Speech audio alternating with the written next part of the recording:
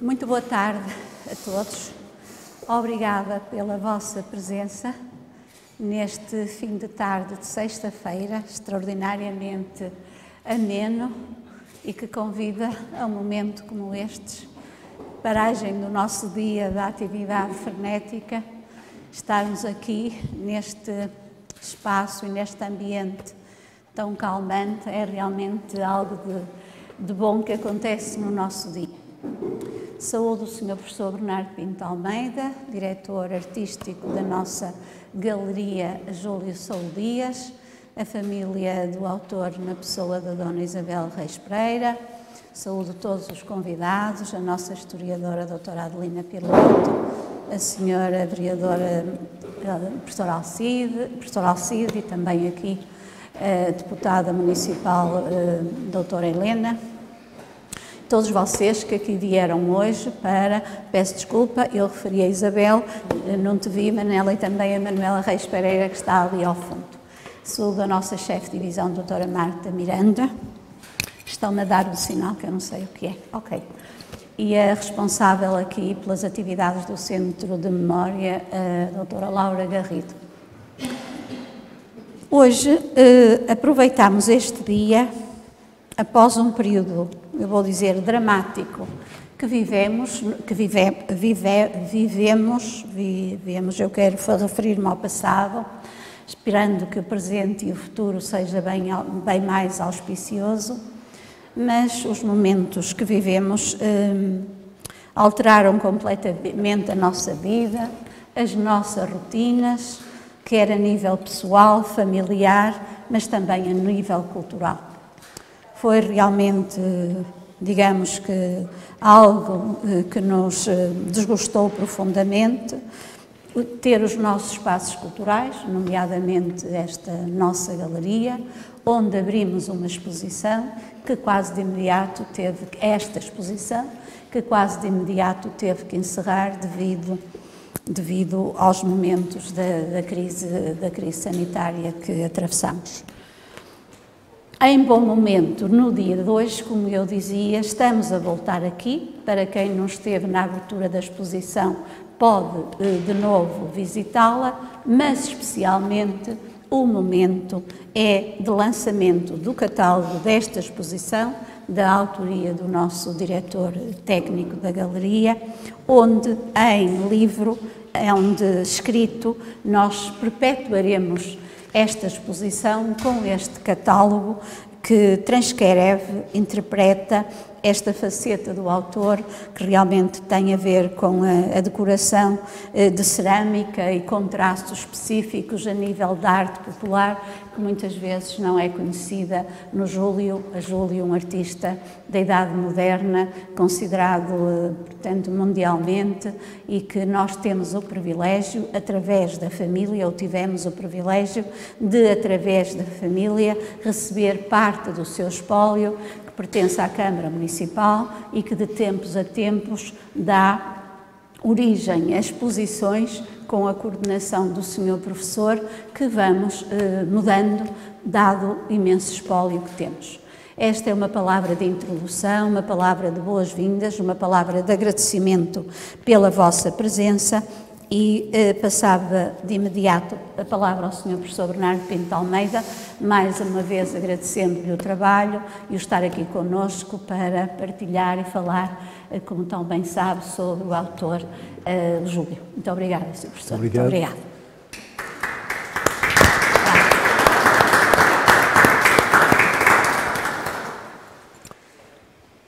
Muito boa tarde, minhas senhoras e meus senhores, Sr. Presidente da Câmara, família do artista, a equipa da Câmara, em particular a doutora Marta e a diretora do Centro, a doutora Laura Garrido, que tem sido inexcedível em atenção na ocupação, enfim, parcial deste espaço da casa que dirige. Não há muitos artistas em Portugal que sejam suscetíveis de permitir, cuja obra seja suscetível de permitir fazer tantas exposições como as que temos feito aqui no centro.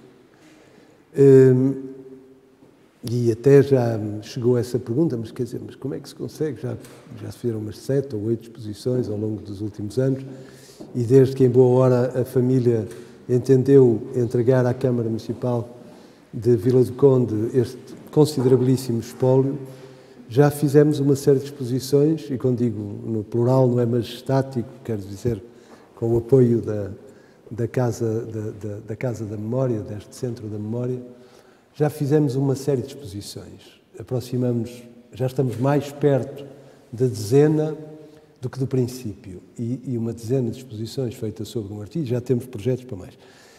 Uma dezena de exposições sobre um artista, ou quase uma dezena, significa muita obra, muita exposição, muita investigação, e só é possível porque a obra do artista é de uma riqueza imensa.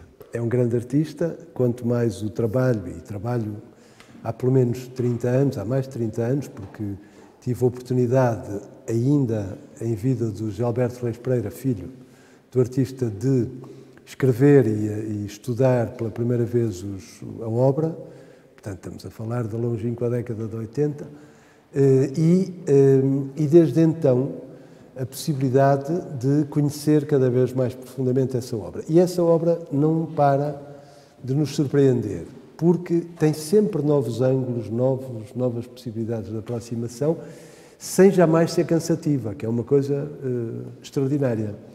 As exposições sucedem-se e temos editado, graças ao apoio da Câmara de Vila do Conde, a quem agradeço esse esforço, porque têm-se feito belos livros.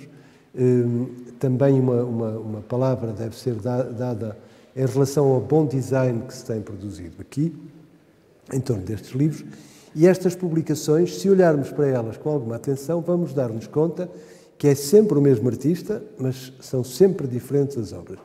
Eu até já vou ao ponto de escolher, de exposição em exposição, repetir alguns trabalhos, porque isso tem uma espécie de graça, isto é como se houvesse um fio condutor, como se fosse possível o mesmo trabalho, num novo contexto, dar uma leitura diferente ao próprio trabalho.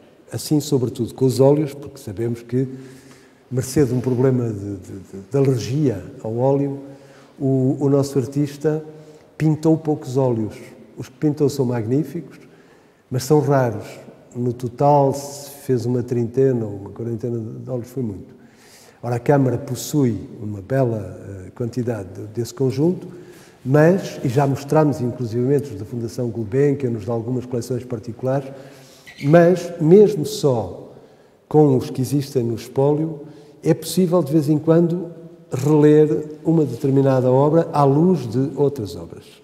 E é isso que torna fascinante fazer exposições, porque a exposição não havia de ser só uma coisa que se põe para ali. Há de ter um fio condutor. As pessoas, ao verem, devem se sentir motivadas a olhar para a obra e inquietar-se, e fazer perguntas e sensivelmente chegar ao que a obra vai mostrando. Nesta exposição, optei por fazer um percurso transversal pela obra do Júlio. Algumas obras expressionistas, portanto, do primeiro período, quero dizer dos anos 20 ainda, até os anos 30. Não há nenhuma obra surrealista.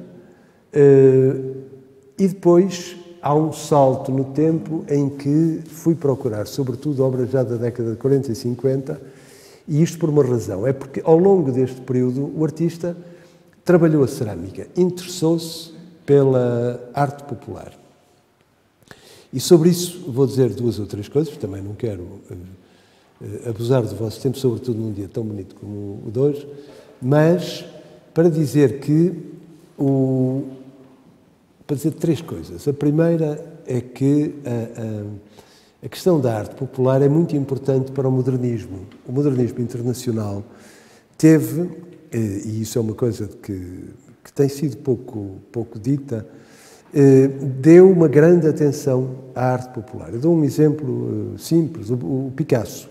O Picasso, cuja obra continua a dominar o horizonte artístico do século XX e a ter a maior importância, foi um homem que transportou, quer para a sua pintura, quer para a sua escultura, quer para a sua cerâmica, que também praticou e com uma inteligência extraordinária, muita da imaginária, muito da imagem, das ideias que perpassavam na cerâmica popular de Sargadelos, aqui ao lado, na Galiza, onde ele viveu uma parte da sua infância, e a importância desse transporte do popular para o erudito na obra do Picasso mostra, desde logo no início do século XX, esse desejo que o modernismo mostrou de ter uma relação com a arte popular. Podia também falar do Brancusi, o grande escultor romeno que chegou a Paris a pé, vindo da Roménia, e que foi um vulto maior, não sei se não terá sido o maior escultor do século XX,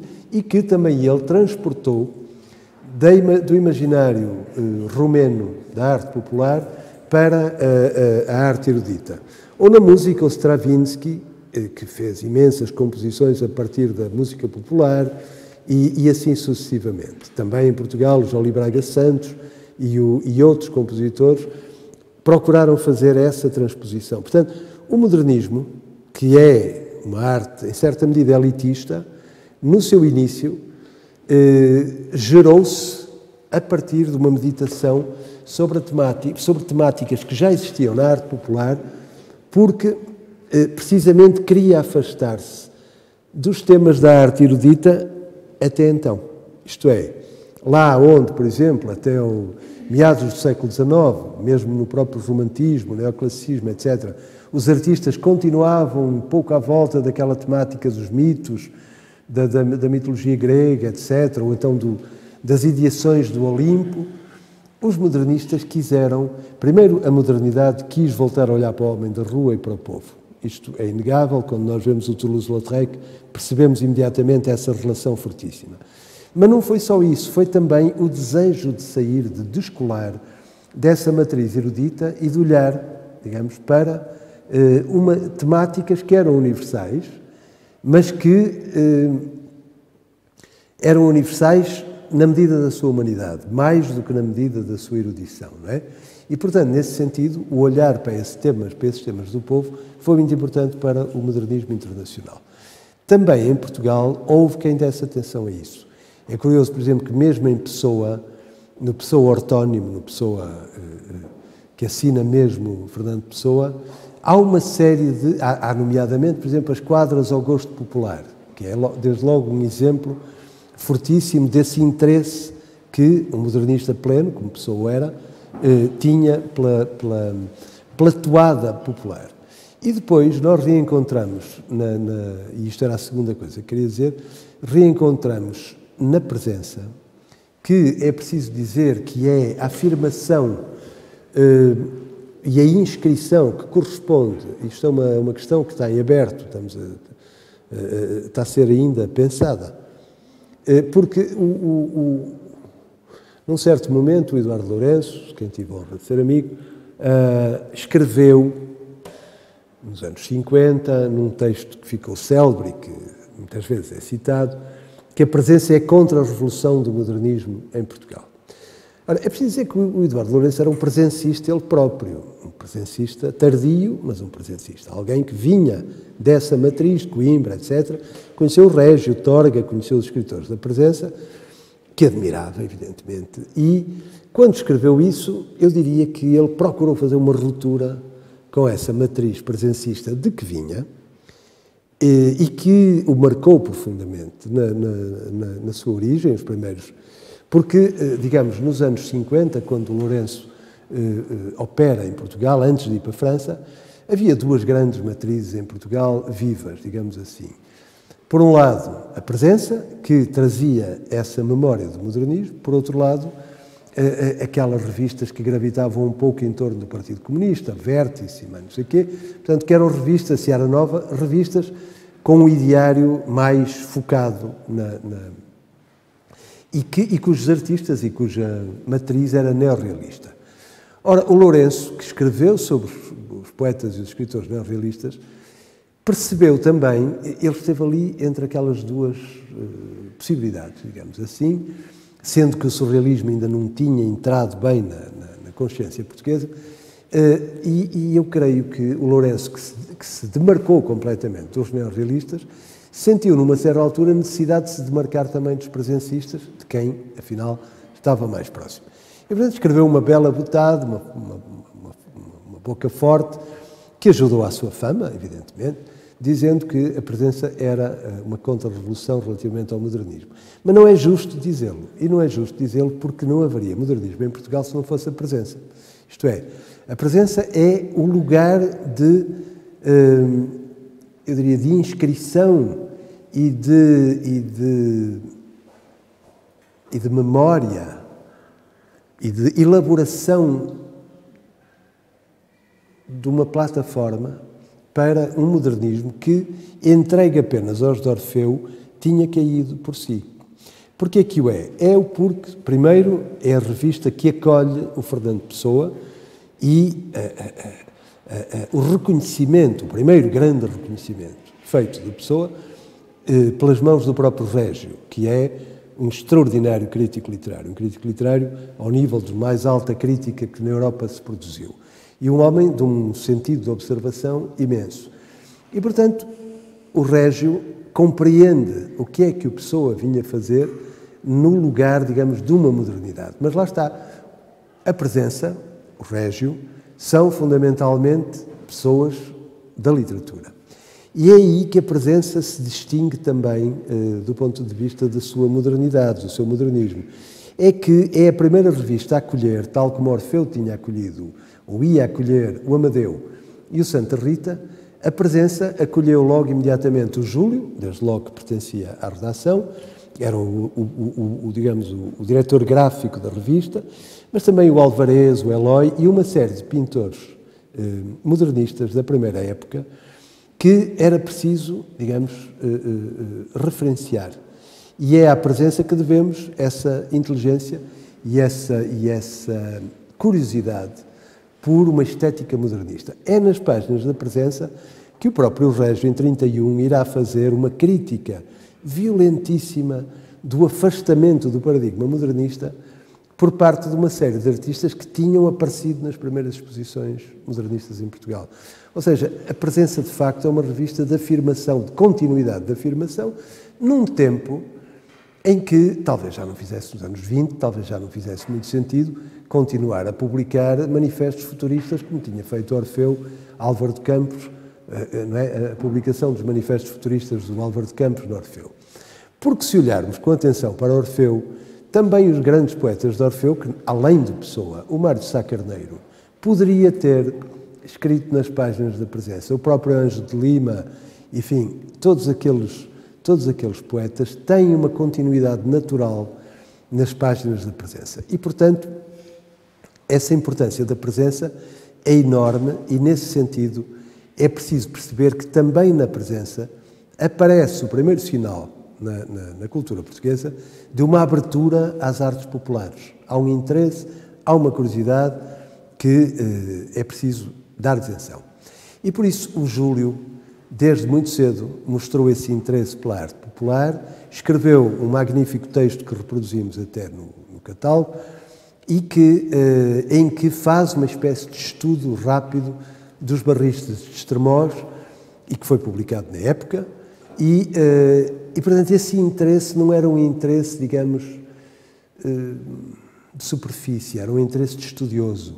Ele foi um grande colecionador de arte popular e nós podemos, graças a um protocolo com a Câmara de Estremoz, trazer uma parte dessa coleção que ele fez e que hoje está na Câmara Municipal de Estremoz, porque ele vendeu-a, e trazer uma parte desse espólio para dialogar com os desenhos que temos. E quando olhamos de perto para essa dimensão da obra comparativamente, isto é, nesse plano comparativo, temos aqui, por exemplo, umas pequenas jarras, ou lá dentro os pratos, e assim, nós vamos perceber que há uma mútua influência entre a arte popular e o Júlio e a arte popular. Isto é, ele olha para essa tradição e transporta para a sua própria obra, não é? Não é apenas para a sua cerâmica de imitação popular ou de referência popular, é também para a obra pictórica. E isso talvez explique Porque é que num certo momento, e sobretudo a partir do fim da década de 40 e da década de 50, a obra do Júlio se liberta, digamos, para uma respiração mais lírica, menos presa ao expressionismo inicial, menos agressiva nos temas, a prostituição, a diferença entre ricos e pobres, tudo isso que animava a obra do início, dulcifica-se, por assim dizer, sem, no entanto, perder elegância ou força de invenção plástica. E eu quero ver muito nesse interesse pela arte popular o modo como o Júlio encontrou, digamos, uma saída do seu expressionismo inicial, porque nenhum artista pode ficar eternamente a fazer a mesma coisa e tem que se renovar. Essa renovação na obra do Júlio, e na minha opinião, vem através dessa consideração dos temas da arte popular, onde ele realmente encontrou um fulgor particular. Quer nas suas figuras tradicionais, estou a dizer o poeta, a menina, não sei o quê, todas essas figuras, quer depois em novas possibilidades que o próprio desenho ia criando. E, portanto, eu julgo que esta aproximação, por acaso é interessante, porque desde o primeiro momento, quando a Sra. Presidente da Câmara me convidou para dirigir o centro, uma das primeiras exposições que pensei que queria fazer era esta, era uma relação, mas eu na altura, embora conhecesse bem a obra do Júlio, não conhecia bem esta faceta da obra, porque eu tinha visto em casa dele, que visitava por intermédio do filho e da viúva, tinha visto a coleção da arte popular e percebi que essa relação existia. Portanto, intuitivamente senti que era uma coisa a fazer. Mas à medida que fui investigando o espólio e conhecendo mais dentro disso, foi-se-me configurando mais nitidamente essa relação e, portanto, só agora pude apresentá-la com alguma, digamos assim, com alguma evidência. Isto não quer dizer que daqui a 10 anos, se lá chegar, não possa ainda ter uma ideia mais aprofundada. Quer dizer que neste momento já tenho isso suficientemente seguro, digamos assim, para o poder mostrar deste modo. E não é uma ou duas obras, são umas quantas dezenas. Ou seja, a relação existe, ela está patente, é visível, sente-se, não é um esforço de interpretação, é uma coisa a que se chega facilmente e nestas lindas salas do centro mostrar a obra do Júlio é um grande prazer para os olhos mesmo e primeiro de quem organiza as exposições. Agradeço a vossa presença, espero que tenham prazer a ver a exposição e espero que de futuro esta desgraça acabe para podermos voltar a este artista tão solar e tão importante que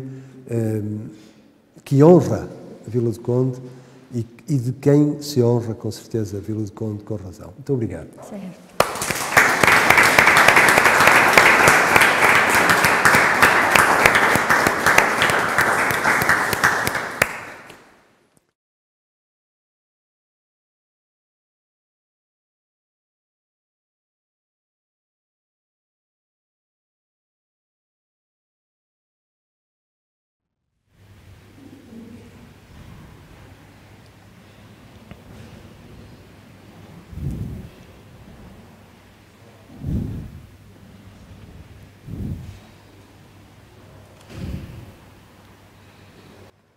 Só conheço talvez uma palavra. Só quero dizer uma palavra. A vida inteira para dizer uma palavra. Felizes os que chegam a dizer uma palavra. O poeta morre, mas não cessa de escrever. Enquanto escreve, vive ressuscitando fugidias horas, mudadas em auroras. Uma pequenina flor, pisada por quem passa, é agora um milagre de cor, uma negaça de 1000 desejos, e os beijos que nunca foram dados, tornados tão reais. Aquela borboleta arrasta infindas primaveras no seu voo fremente. Uma palavra mais, poeta, uma palavra quente, uma palavra para todo o sempre.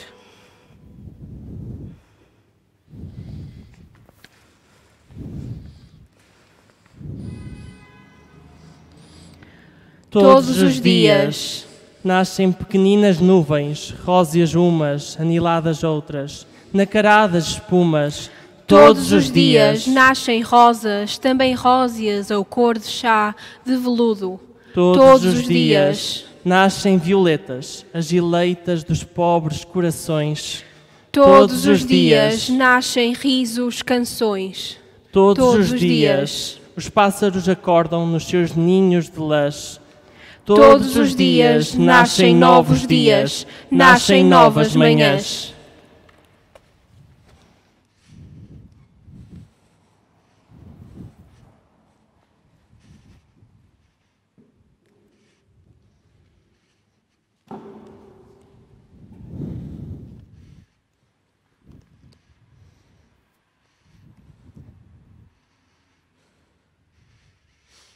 Escrevi um livro.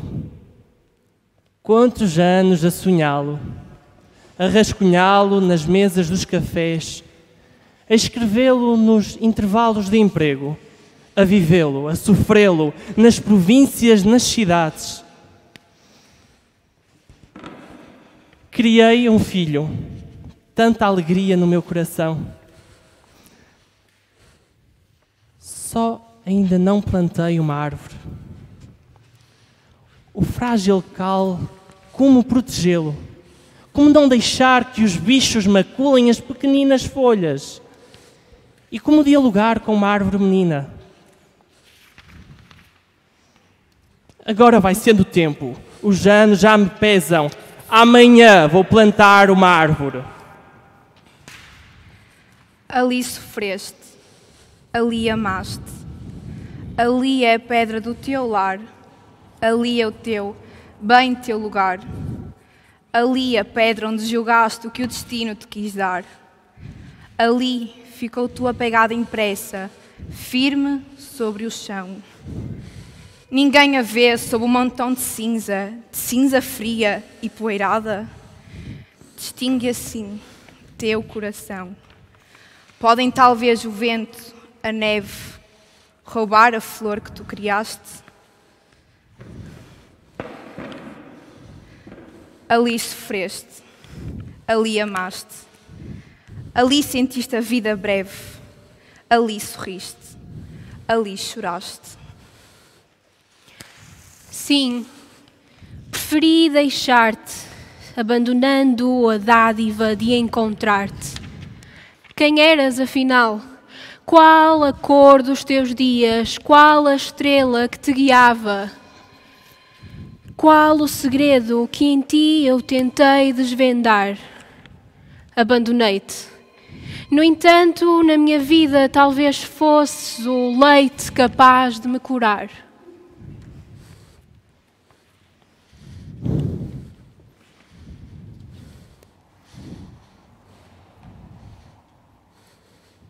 Por entre os vapores etílicos, as garrafas dos álcoois e absintos em garbos áticos ofredam viáticos.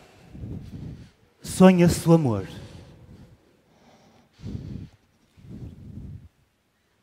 Café. Quando à hora do jazz, a minha cabeça rola pelo teto pintado do café, a parede em frente é uma visão de escola, onde um menino, de bibe e gola, sonha com aquilo que não é. E até os criados têm ares purificados, como as setas de um branco ritual. E os mármores das mesas, com desenhos obscenos, surdinam velhas rezas. E as garrafas dos álcoois e absintos, em garbos áticos, ofredam viáticos. E há toalhas brancas, e há velas acesas. E ela vem, sempre. Só a cabeça dela, que o corpo Perdeu-o porventura nalgum escuro quarto de aluguer. Ela vem, sempre, serena e amavia, pura e excepcional.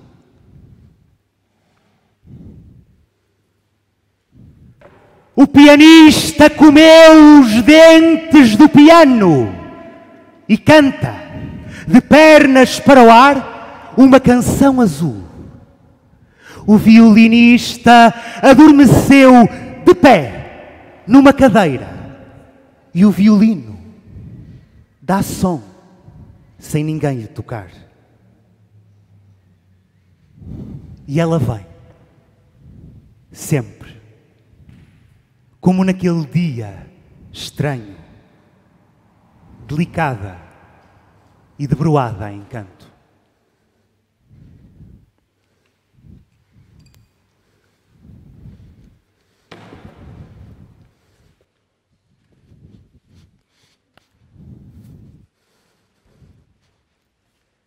Aquela hora que me fugia em névoa fria pelo ar fora.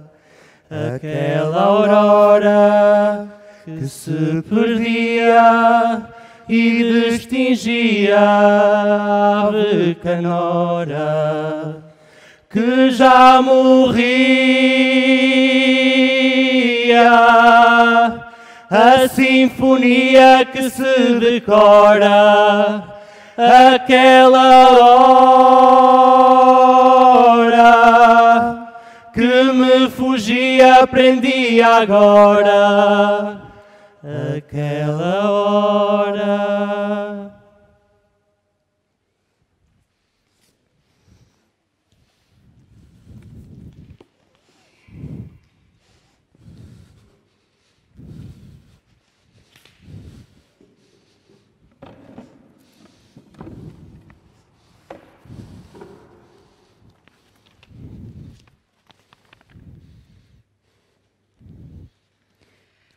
A vida inteira para dizer uma palavra.